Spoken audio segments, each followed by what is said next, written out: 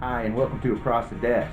This week, there's been a few things in the news lately in the last week or so with two or three of our congressional state members, Senate and House, who have said some pretty crazy things, and that's what this show is about this week.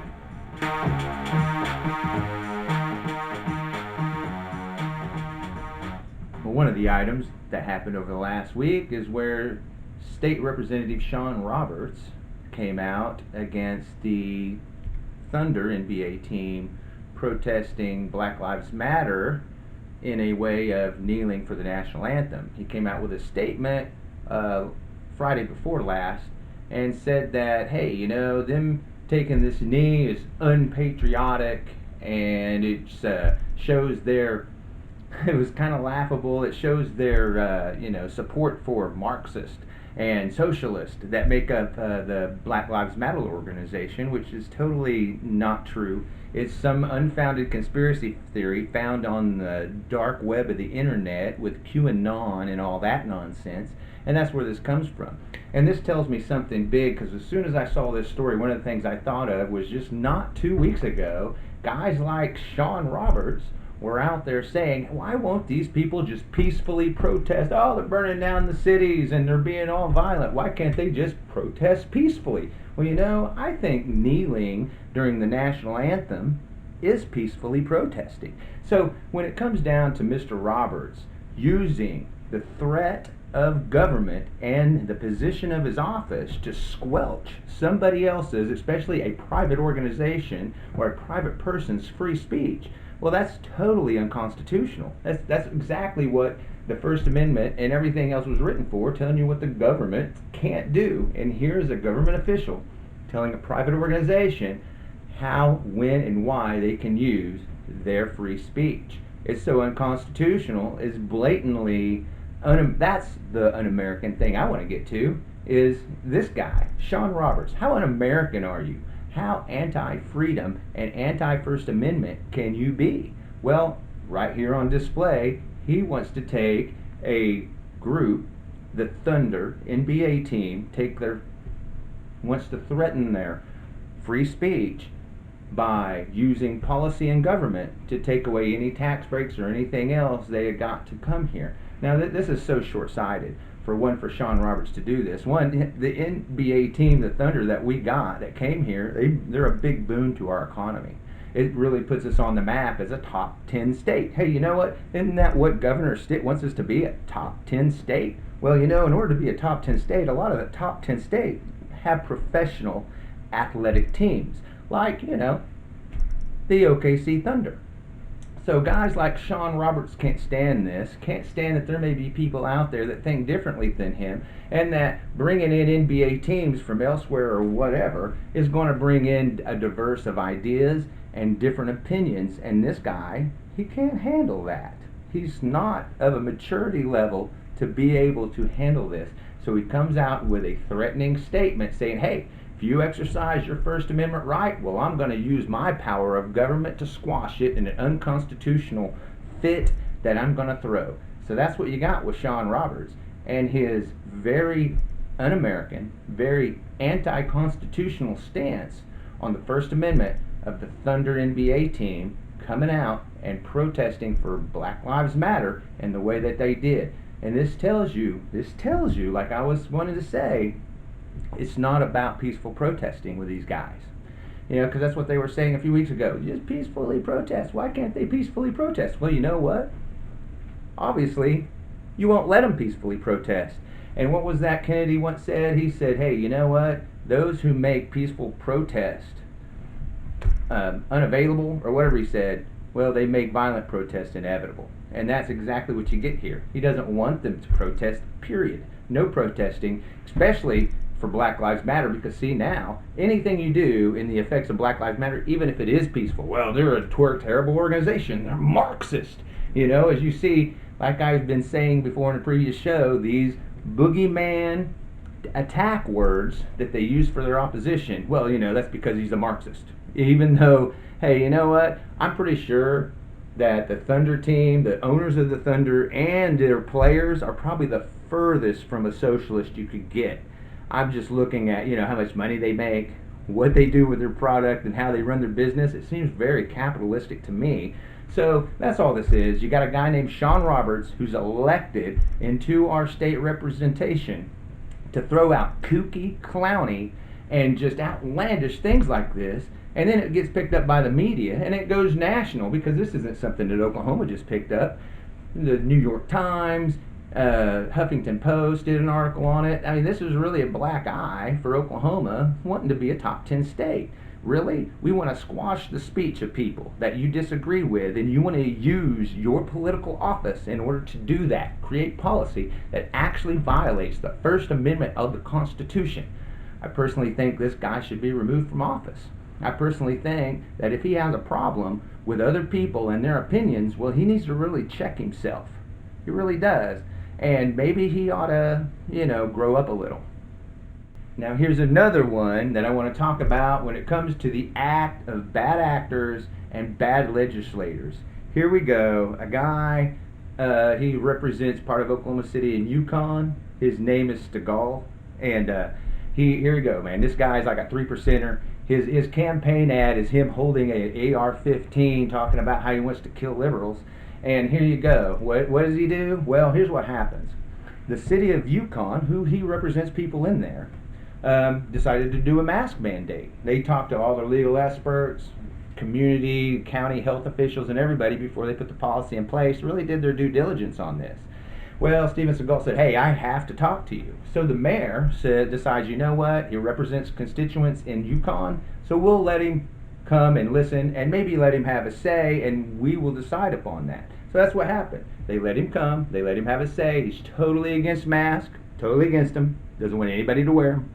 So here you go. He says, don't do this mandate. They listen to him. What does Yukon do? Well, they go ahead and do the mandate. So what does DeGal do? Well, he gets a little belligerent. He starts calling the mayor and saying, hey, you're in trouble. You need me to help you. He starts calling other officials and people, telling them that she's in trouble and she needs help and that people are going to be after her. He goes so far as to call the restaurant as part of this case. Tell them, the restaurant themselves, do not follow the mask policy. And the policy is that food workers have to wear masks. Not that everybody does, or the customers, but that the food prep people, when they come in, the employees and everybody else, they need to wear masks when they do that. That's what this is about. He actually calls the restaurant, tells them to defy municipal law. Don't wear the mask. That's illegal. That is highly illegal. Not only that, the threats that he's given to the mayor and everything else turn into a big fiasco where she gets on the horn, starts talking to the sheriff and other people and everything else, and they realize this guy's doing illegal stuff. What is illegal? Well, he's threatening a sitting elected official with policy change that she better change the policy to something he views as his deal, and, well, she better do this or something bad is going to happen to her. Well, there's a few interesting things. One, that's intimidating an elected official. It's also borders on the line of terrorism. That's what this guy did. And of course, when you see pictures of him with an AR-15 and how he wants to take out liberals, well, it's not a far cry to see how this guy is a terrorist. And that's exactly what he's done to the people, the staff, the mayor, the city council leaders of Yukon. He committed an act of terrorism. That's what I believe. I believe that that's truly what he did. Here's a guy, all he does, he represents people in Yukon. I want you to get this right. One, he doesn't live in Yukon. He's not a constituent of the mayor or anybody in the city council. He doesn't even live in the city. All he does is he represents people that may live there. So that's it. His whole deal is he gets to, hey man, he might have to get a say because he represents people. And the people of Yukon can listen to him, the mayor and everybody else. And you know what? They did. So they allowed him his say. They allowed him to represent the people that lives there, and they allowed that. They listened to him. And then they made a decision not to his liking. Well, you know what? They don't have to make a decision to his liking. For one, he's not their constituent. But, they did listen to him, and then they took other advice of other people and made a decision. So Mr. Steagall, he didn't like that decision, so what does he do? He commits acts of terrorism by doing threats to a mayor who eventually had to put out an order on him for harassment and intimidation. I mean, there's actually a police order. And then sent this to the heads of the legislature, his, House Speaker and everything, said, hey man, you need to talk to Mr. Steagall. I know he's green. This is his first term as a sitting representative, but the guy ought to learn a few things like, how the Constitution works and how not to create terrorism. The last one I want to get to is really something that really gets to me. There's a guy out there, and his name is Nathan Dahm. He's a senator in the Broken Arrow area, and what really gets me is one thing, the Democratic Party, the state party failed us here. They did not recruit people to run. So we have about 35 plus seats in Oklahoma that are going to be uncontested, and Republicans are just going to walk on in because the Oklahoma Democratic Party did not find people to run against them. One of them is Nathan Dahm. So Nathan Dahm comes out now. He's got this petition because he's just like the last guy I talked about, Steagall, an anti-masker guy. No mask. We want everybody to get the Rona. So here you go. He's got a petition put together.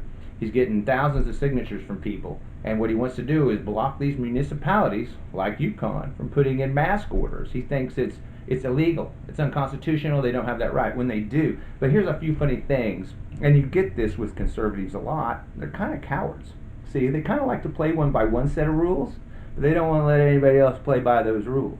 And that's kind of what you got here. You got a nice constitutional conservative who believes in small government and local control, who doesn't quite believe in that local control, especially when it goes against policy that he disagrees with. So if there's policy he disagrees with, well, man, we're all about that government control. Send in the troops to Seattle because, I just don't agree with those people that they're going after. So, yeah, that's all right with me. So that's what you got here. You got a big bunch of conservative cowardice when it comes to people like Nathan Dahm. Because, see, what he's doing is it's detrimental to Oklahoma. Like I said, top 10 state?